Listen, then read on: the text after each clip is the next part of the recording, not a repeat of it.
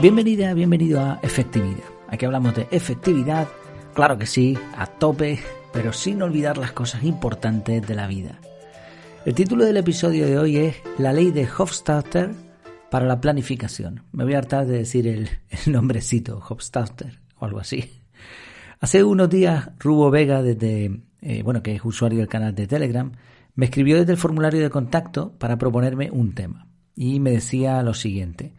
Dice, te comparto la ley de Hofstadter tras buscar en efectividad y no encontrar sorprendentemente ninguna mención a la misma. Seguro que te animas a hacer un episodio tan bueno como los habituales comentándola. Bueno, pues muchas gracias, vamos a intentarlo. Gracias por la propuesta y gracias también por eso, ¿no? De que sorprendentemente ninguna mención a la misma, y así es, efectivamente no conocía esta ley, igual la había oído pero no lo recuerdo, y me parece un tema que encaja perfectamente con la temática del blog, de la web, del podcast y de todos los contenidos de efectividad. Por cierto, cualquier tema, cualquier sugerencia, duda, consulta, lo que quieras, efectividad.es/contactar. Ese va a ser el medio oficial a partir de ahora para cualquier cosa. Bueno, ya estaba antes, pero se va a quedar ese solo como contacto. Así que lo que necesites, ahí estamos. Vamos allá con este tema. La ley de Hofstadter dice así. Siempre se tarda más de lo esperado, incluso teniendo en cuenta la ley de Hofstadter. Y el autor es Douglas Hofstadter. Este señor usa una doble autorreferencia. La primera porque titula la ley con su propio nombre, tonto no es, desde luego, y la segunda porque incluye la ley en la propia ley, algo así como aquí en España se suele decir de la pescadilla que se muerde la cola. La ley de Hofstadter podría ser la exageración de la ley de Parkinson. En la de Parkinson, un proyecto se expande hasta ocupar el tiempo programado. Si tú dices, bueno, voy a tardar en esto 10 horas, pues te pones con eso y al final tardarás las 10 horas. Sin embargo, en la ley de Hofstadter, da igual lo que programes, será insuficiente. Esta ley, llamada también adagio temporal de Hofstadter, sugiere que, da igual cómo planifiques, el tiempo final que necesitarás será superior al que pensabas.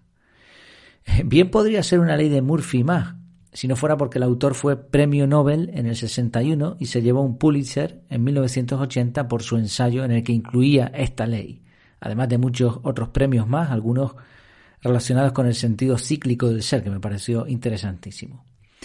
Si te fijas, el enunciado de la ley es bastante cerrado. O sea, esto siempre se tarda más de lo esperado, parece pues ahí que cae con peso, ¿no? ¡Pum! Siempre se tarda más y punto. Quizá por ser tan cerrado es también bastante falso este enunciado.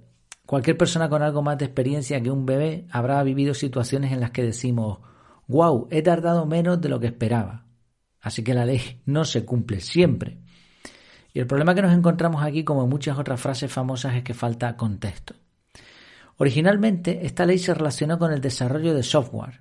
Un ejemplo de su aplicación es los ordenadores que jugaban al ajedrez. Casualmente hablamos hace poquito de ese tema. Durante muchos años, un buen jugador de ajedrez podía ganar a un ordenador. Entonces se propuso que para que un ordenador ganara a un humano pasarían unos 10 años. Sin embargo, en realidad faltarían 10 años más. Y esto se cumplió así y Hofstadter sugirió que esto era una prueba de su ley. En realidad esta anécdota no nos dice gran cosa. Al igual que ocurre con el efecto Lindy, este tipo de afirmaciones solo se pueden confirmar cuando suceden. Claro, cuando no se cumplen, pues no se hace referencia a la ley. Nos sigue faltando algo, porque un señor tan inteligente no iba a decir una auténtica chorrada. La clave está en lo que precisamente no dice la ley. El contexto del libro Gödel, Escher, Bach, An Eternal Golden Braid de 1979 describía la dificultad de estimar con precisión el tiempo que toma completar tareas de complejidad sustancial en el campo de la programación de software. Es decir, el problema está en calcular el tiempo que nos va a tomar una tarea compleja de programación de software. Eso era lo que este señor quería decir. Y visto así, tiene bastante sentido. Y sobre todo si conoces algo de programación y de implementación de sistemas y todo esto. Pero también podemos trasladar este efecto desde ese campo a muchos otros. Cuando planificamos un proyecto complicado, solemos ser demasiado positivos, un tanto ingenuos, en cuanto al tiempo que nos va a llevar. Y parece ser, los cálculos que se han hecho y las pruebas que se han hecho indican que cuanto más complejo sea un proyecto, mayor posibilidad de errar en el cálculo del tiempo. Menos mal, el pobre hombre puede descansar tranquilo, porque estaba sudando ahí a ver si no le insultábamos por simple. Pero no, su ley tiene sentido bien expresada. Y ahora que ya tenemos la ley bien definida, vamos a luchar contra ella. Hay varias formas de hacerlo. En primer lugar, como la ley se cumple, desgraciadamente, la clave está en no planificar proyectos complejos. ¿Y cómo se hace esto? Bueno, pues cuando tengamos un proyecto complicado, lo podemos dividir en diferentes secciones, podemos diseccionarlo, podemos delegar algunas de estas partes, descartar otras, comenzar con una, priorizar y todas estas cosas que se utilizan para toma de decisiones, para proyectos complejos. Y cuando hagas esto, verás que es mucho más fácil planificar tareas simples y ahí te vas a equivocar mucho menos en el marco temporal. La segunda idea sería usar un contexto. El problema de planificar proyectos es que no solemos darle un punto de referencia. Planificar usando el calendario digital, que es como me gusta a mí hacerlo, te permite comparar las tareas con otras similares que ya sabemos cuánto tiempo nos ocupan. Y esto ayuda. Cuando tú ves en una pantalla el calendario, las horas del día y vas encajando las piezas, sobre todo si tienes ahí puestas todas tus citas y tareas, te va a ser muy fácil que la planificación te salga bien. Porque puedes comparar, o sea, te dices, bueno, pues esta tarea, ¿cuánto me podría llevar? Y ya ahora no estás imaginando en un concepto abstracto como es el tiempo, sino que lo vas a ver en un calendario con sus guiones, con sus líneas, con sus bloques, etc.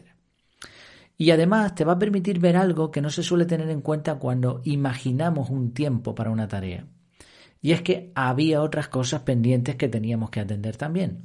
Pero cuando lo ves todo en el calendario, rápidamente ves cuándo puedes realizar esta tarea según el tiempo que te va a llevar y consiguiendo además, sería lo óptimo, aunque no siempre se cumple, pero intentaríamos que esa tarea se haga en modo monotarea, es decir, que no haya otras cosas entre medias. Una tercera sugerencia sería poner tiempo de margen. Es algo bastante obvio, pero ya que solemos ser un tanto ingenuos al planificar los tiempos, pues calculemos de más. Tengamos en cuenta los tiempos muertos, los tiempos de desplazamiento, la preparación de la tarea y de los recursos que necesitemos, cuando tenemos que pedir algo a terceras personas y tenemos que esperar por ellas. Bueno, y cuando tengamos todo esto, añadamos un poco más de tiempo. Y por último, la experiencia. Pregunta a otras personas que ya han realizado tareas de ese tipo cuánto tiempo les llevó. Y si eres tú el que va a repetir la tarea y ya lo hiciste en el pasado, pues sería muy útil haber registrado el tiempo. Y si no lo has hecho ya y la tarea se va a repetir, hazlo. Porque te va a ser tremendamente provechoso comparar esa experiencia en el futuro. Me llamó la atención que a esta ley, bueno, igual hay más ideas, pero yo he puesto aquí 4 que me parecen suficientes como para luchar contra esta ley de forma efectiva. Me llamó la atención que a esta ley se le conozca también como la ley del calendario móvil. Ley del calendario móvil. Es como, tú dices, bueno, para esto necesito 5 días y bloqueas los 5 días y de pronto, pues eran 5 días más. Más o menos, algo así, ¿no? Imaginemos un calendario que pudiésemos trasladar las semanas o el tiempo. Ley del calendario móvil. Y me gusta porque en realidad en el método CAR, en el método que creé en su momento y que es el principal producto que ofrezco ahora mismo, dentro de la academia también, creo que es lo más potente y donde me baso para muchas otras cosas, se utilizan precisamente bloques de tiempo que en el análisis diario se mueven a conveniencia dependiendo de cuánto necesitamos, de si se alargó, de si fue menos tiempo, etcétera, etcétera. Todo eso lo explico, por supuesto, en el curso y también en las clases en directo. En la academia tocaremos seguramente todas estas cosas. ¿Y por qué? ¿Por qué me llama la atención? Bueno, pues porque creo firmemente que el método CAR ayuda a mejorar la planificación de tareas y proyectos. De hecho, hay una lección extra en el curso específica para esto. Cómo planificar proyectos usando el método CAR. Échale un vistazo en efectividad.es/car, C-A-R, efectividad.es/car. Tienes la presentación del curso, puedes echarle un vistazo por dentro o si quieres también puedes entrar ya en nada a la academia y disfrutar de este y de muchos otros contenidos pues dentro del mismo paquete. Resumiendo mucho, la ley de Hofstadter es un enunciado más que resume demasiado una realidad, con palabras bonitas pero sin dar soluciones. La mayoría de ocasiones cuando busques esta ley o cuando la encuentres por ahí, la verás incompleta o se usará como escudo porque alguien no supo planificar bien. Pero intenta imaginar por un momento lo que ocurriría si de verdad esta ley se cumpliera. Voy a volverla a leer. Intenta imaginar si esto fuese cierto así. Siempre se tarda más de lo esperado, incluso teniendo en cuenta la ley de Hofstadter. ¿Te imaginas? Pues no harían falta los relojes, los podrías tirar a la basura porque alguien te diría, voy a llegar a tal hora, pero nunca llegaría a esa hora, sino una hora más tarde o lo que fuese. O una empresa lanzaría un proyecto y diría, el día tal, lanzamiento del nuevo iPhone, por ejemplo. Pero lo incumpliría, ¿no? Una vez tras otra. Evidentemente esto no sucede. Pero claro, no es casualidad. Detrás de una planificación correcta hay siempre esfuerzo inteligente. Así que dale caña, planifica y escapa del señor Hofstadter. Muchas gracias por tu tiempo, por tu atención y hasta la próxima.